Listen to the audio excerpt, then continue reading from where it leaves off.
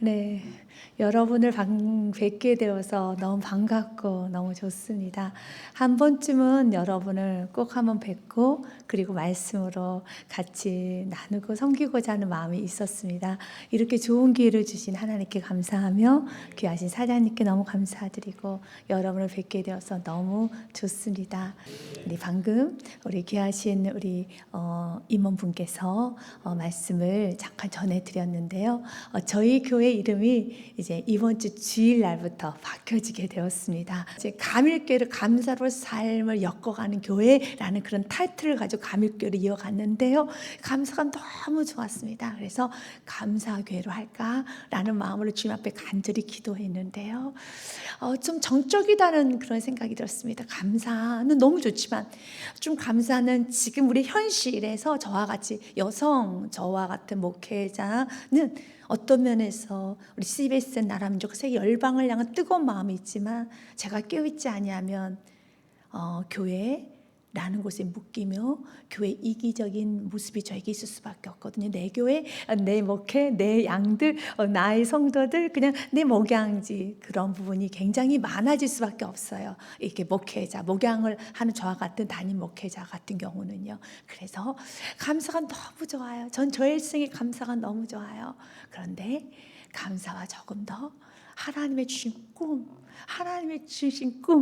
하나님 주신 꿈을 이뤄드리고 싶다라는 그런 의미에서 감사로 드림을 그래서 감사 드림교회라고 이름을 지었어요. 그래서 감사를 드립니다 할 때 그 감사 드림도 맞고요. 감사 드림 꿈이라고 해서요. 이 감사를 GAMSA 감사 에서 가스 드림 하나님의 꿈을 이뤄드립니다. 감사로 오늘의 삶의 문을 열고 감사로 하나님의 꿈을 이뤄드리는 교회입니다 라고 이런 마음으로 지었습니다. 그래서 하나님의 꿈을 감사로 오늘의 삶의 문을 열고 감사로 하나님의 꿈을 이루어드리는 교회, 또한 이루어드리는 CBS, 이루어드리는 바로 여러분의 생애가 되기를 주님의 이름으로 축복드립니다.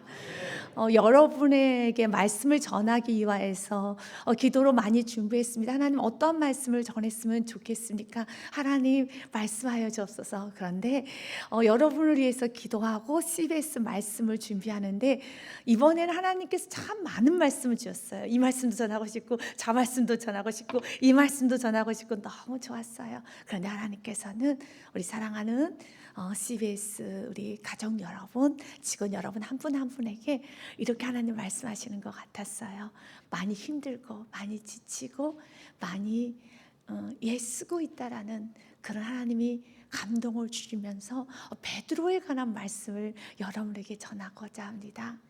베드로는 참 많이 흔들렸습니다.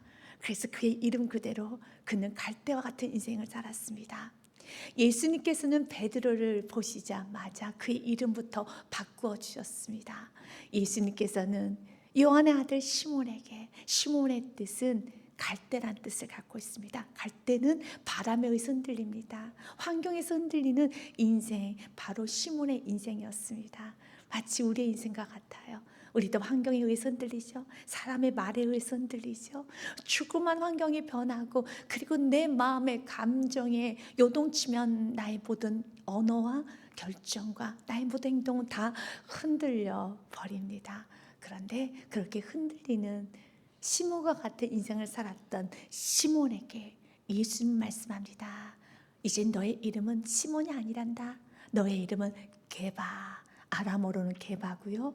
헬라어로는 베드로입니다. 너의 이름을 베드로라 하리라. 베드로의 뜻은 반석입니다. 내가 너를 붙잡아 줄게. 베드로는 수천 수만 번 들렸지만 우리 예수님은 그를 붙잡아 주셨습니다. 그래서 그의 인생이 흔들리지 않는 인생으로 하나님은 만들어 주셨습니다. 여러분은 베드로 너무 잘하지 않습니까? 베드로는 많이 흔들렸어요. 베드로는 많이 실패했습니다. 베드로는 욕심과 이기심과 자신의 안락을 유하해서 예수님을 배신하고 저주하고 떠났습니다. 그러나 우리는 압니다. 베드로는 사명자로 우뚝 섰고 그가 가는 곳엔 3,000명이 회개를 하였으며 예수 이름을 선포했었을 때 안진뱅이가 일어났으며 수많은 병자들을 치료하였으며 그리고 마지막 그의 모습은 예수님을 위해서 순교를 하면서 아름다운 향기가 되었고 지금 이 순간에까지도 저와 여러분에게 복음의 통로, 축복의 통로가 되었지요. 누가 하셨습니까? 하나님이 하셨습니다. 베드로는 많이 흔들렸지만 끝까지 하나님의 사랑이, 하나님의 그 열심이 그를 놓지 않았다는 겁니다. 그래서 베드로에게는 소망이 없어요. 저와 여러분에게는 소망이 없지만 하나님에게는 소망이 있습니다. 예수님 우리에게 말합니다. 주만 바라볼지라. 우리의 자신을 보는 것이 아니라 여러분의 자신, 흔들리는 시몬과 같은 여러분의 자신을 보는 것이 아니라 주님을 바라보십시오.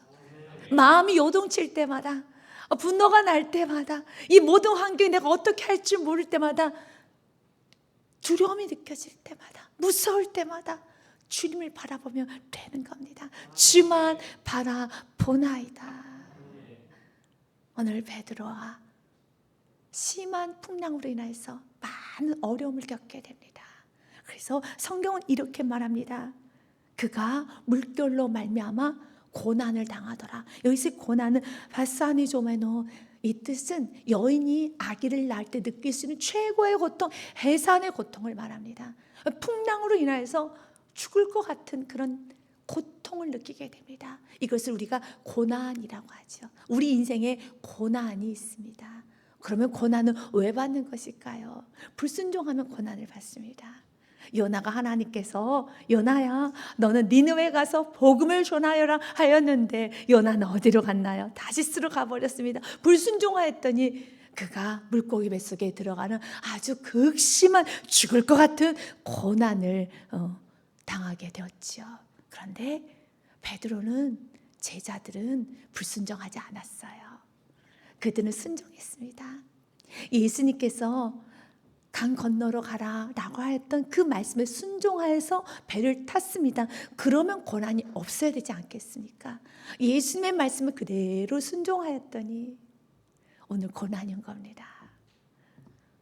베드로와 제자들은 솔직한 마음으로 그곳을 떠나고 싶지 않았어요. 그런데 예수님께서 재촉하셨고 등을 떠미셨습니다. 빠르게 강을 건너가라는 것입니다. 왜 그렇게 하셨는가? 바로 오병이어의 기적을 일으켰던 그 장소, 그 공간을 예수님은 떠나기 원하셨습니다. 수많은 무리들은 오병이어 기적의 떡을 먹고 예수님을 왕 삼고자 했습니다. 덩달아 제자들은 흥분했어요. 너무 기분이 좋습니다. 역시 나의 선택은 최고야. 내가 배와 그물을 버리길 참 잘했어. 너무 잘했어. 지금까지 모든 수고와 모든 아픔과 모든 나의 이 애씀이 다 보상받는 느낌이었습니다. 수많은 무리들이 예수를 왕 삼고 또한 예수를 따르던 제자들, 그리고 1등 제자 베드로를 바라보는 눈빛이 달라지기 시작했습니다. 너무 좋았습니다. 그런데 예수님께서는 제자들에게 이렇게 말합니다. 빠르게 강 건너로 가라고 합니다. 가기 싫었어요. 그러나 순종했습니다. 예수님이 가라 하시니까요. 예수님께서 강 건너 가라고 하시니, 그 자리를 떠나러 하시니 제자들은 떠났어요. 그런데 오늘 말씀해 보니 큰 풍랑으로 인해서 죽을 만큼 힘든 해산의 고통이라고 하는, 인간이 겪을 수 있는 최고의 고통의 수위로 고난을 받습니다. 해석이 안 되죠. 그래서 여러분이 아셔야 되는 겁니다. 고난은, 인생의 힘듦은 불순종하여도 고난이 오지만 내가 순종의 길을 잘 가도, 내가 하나님의 뜻 가운데 부족하지만, 완전하지는 않죠. 부족하지만 그러나 하나님의 뜻 안에서 겨우겨우 하루하루를 살아가고, 나의 의지와 나의 생각과 나의 감정이 아닌 그래도 하나님 주신 말씀에 내가 순종하면서 부족하지만 한 걸음 한 걸음 나아가도 이런 고난이 있습니다. 있습니다. 그때 여러분들은 의심하지 말아야 됩니다. 하나님의 사랑을 의심해서는 안 됩니다. 하나님의 보호하심과 하나님 인도하심을 의심하지 마십시오. 하나님을 사랑하는 자, 그 뜻대로 부르심을 입은 자들에게는 합력할 선을 이루십니다. 하나님께서 허용하신 고난이라며 그 고난을 통해서 우리에게 주고자 하는 메시지는 분명히 있습니다. 그렇기 때문에 어떤 순간에도 하나님의 사랑을 의심하면 안 되는 겁니다. 하나님은 우리를 버리지 않아요. 하나님은 그런 분이 아니십니다. 나는 하나님을 떠날 수 있지만 하나님의 DNA는 우리를 버릴 수 없는 DNA를 가지고 계신답니다. 여러분이 잘 아는 맥스 루케도 그가 썼던 예수님처럼이란 책의 내용의 한 부분을 읽어드리도록 하겠습니다. 참 좋습니다. 하나님의 사랑은 끝없는 사랑입니다. 영원히 우리가 그분을 상대하지 않아도, 때로는 무시해도, 퇴짜를 놓아도, 불순종해도 그분은 변하지 않습니다. 우리의 악이 그분의 사랑을 줄어들게 할 수 없습니다. 하나님은 우리가 실패한다고 덜 사랑하시고 성공한다고, 오늘 좀 잘 산다고 해서 더 사랑하지는 않습니다. 그러나 하나님의 사랑은 끝이 없는 사랑입니다. 그러나 하나님은 당신을 있는 그대로 사랑하십니다. 그러나 그대로 두시지는 않습니다. 하나님은 당신이 예수님처럼 변화되기를 원합니다. 우리가 좀 못 산다 해서 하나님 우리를 덜 사랑하시고, 우리가 오늘 좀 괜찮네 라고 하면 하나님께서 더 사랑하시거나 그런 분은 아닙니다. 우리의 사랑은 그렇습니다. 좀 나에게 잘해주면 더 사랑스럽게 보이고, 나에게 못되게 굴면 덜 사랑스럽게 보이지만, 하나님은 사랑의 완전체시기 때문에 그분은 나의 행동과 나의 상태에 따라서 그분의 사랑이 변하지 않습니다. 그러나 우리가 변화되길 원합니다. 하나님은 고난을 통해서 우리가 변화되기를, 우리 안에 있는 불순물, 베드로 안에 여전히 아직까지 살아있는 갈대와 같은 그 근성, 갈대와 같은 버려야 될 그 불순물이 제거되기를 원했습니다. 그래서 흔드시는 겁니다. 그 갈대와 같이 그 흔들릴 수밖에 없는 그 요인을 제거하기 원했었습니다. 베드로에게 그의 이름을 베드로라 지어줬고, 그는 베드로이지만 여전히 그의 내면에는 시몬이 살아있습니다. 저도 저의 겉모습 목회자, 성도, 은혜 받은 자, 구원 받은 자, 그리스도인 맞습니다. 그러나 제 내면에는 아직도 흔들리는 시몬이 있다라는 겁니다. 그래서 고난을 주시면서 주님께서는 우리 안에 있는 그 불순물을 제거합니다. 결국 그 불순물을 제거하면서 우리에게 주시고자 한 건 한 가지죠. 믿음이라는 겁니다. 어떤 상이든 믿으라는 겁니다. 믿음이라는 겁니다. 그 믿음이라는 걸 주시기 위해서 흔드시는 겁니다. 믿으라는 것이죠. 여러분이 잘 아는 일본의 신학자 오치무라 간조, 그가 했던 말, 임종시에 드렸던 기도, 여러분이 아는 기도일 겁니다. 제가 지금까지 살면서 입은 하나님의 은혜는 셀 수 없을 정도입니다. 하지만 그 중에서 가장 기쁘고 감사한 것이 있다면 바로 저의 기도를 전부 들어주시지 않는 것입니다. 맞아요. 만약 제가 한 기도 그대로 하나님이 들어주셨다면 저는 제멋대로에다 교만하기 짝이 없고 건방진 인간이 되었을 것입니다. 그러나 하나님께서는 저의 영혼을 파괴하고 죄짓게 하는 기도는 들어주시지 않으셨습니다. 오 주님, 이것으로 인해서 정말 감사드립니다.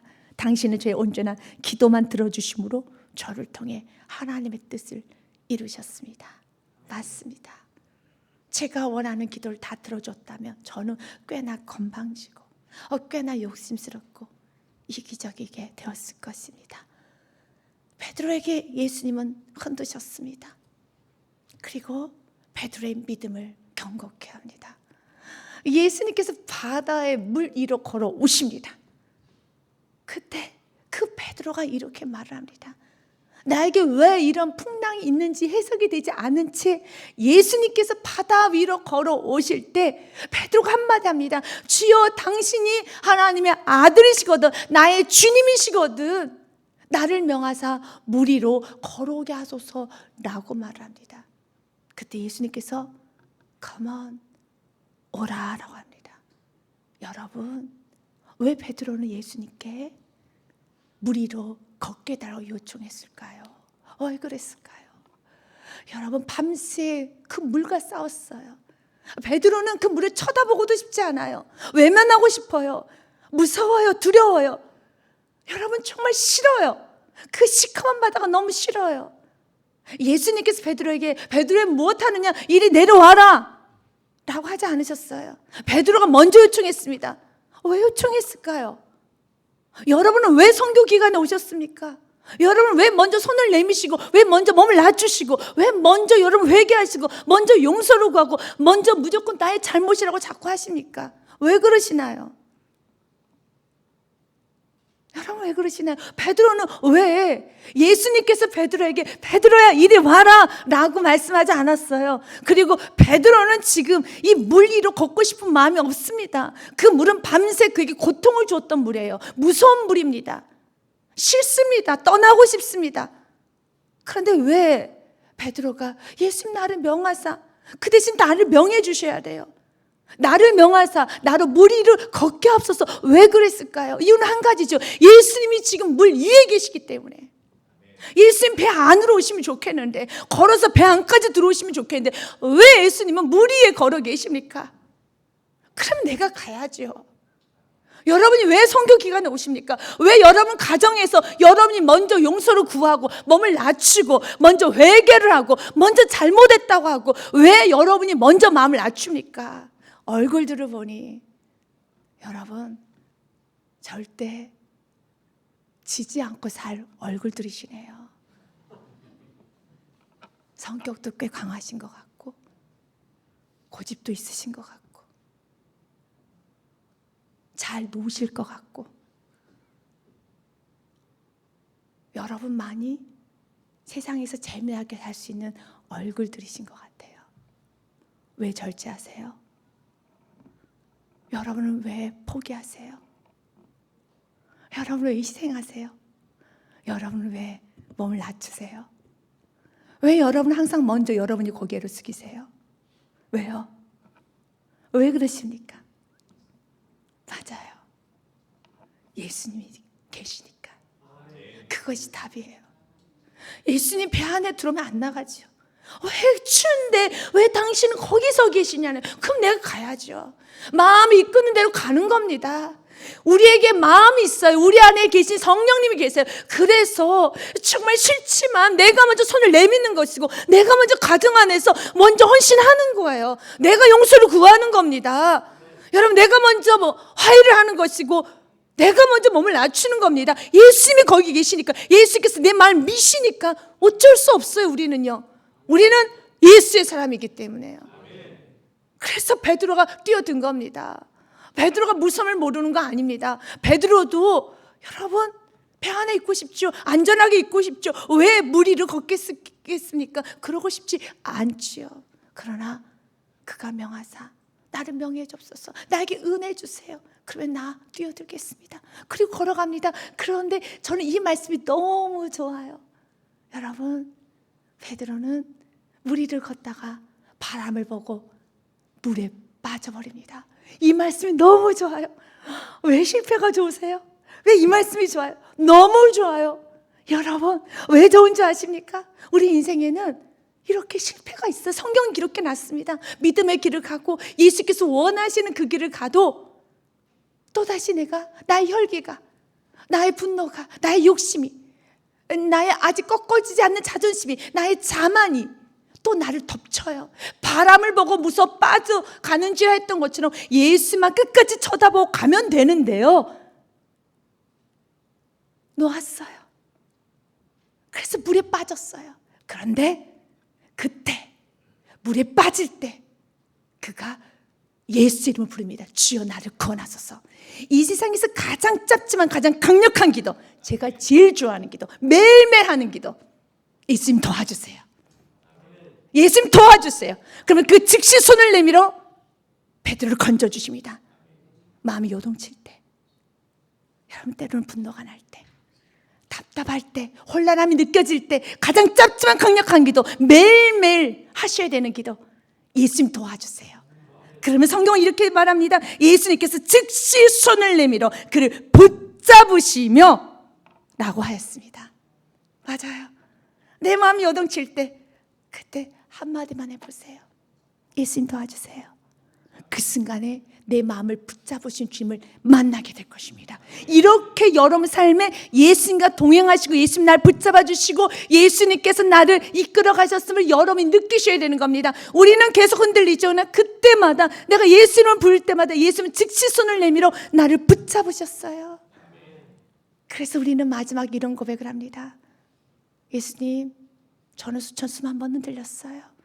그러나 은혜로 내가 나 된 것은 오직 하나님의 은혜였습니다. 은혜로 여기까지 오게 되었습니다. 여러분, 예수님이 그의 손을 붙잡았었을 때 베드로는 느꼈어요. 예수님의 그 따뜻한 손, 예수님의 힘 있는 손, 그리고 그 시커먼 바다에서 오직 누구와?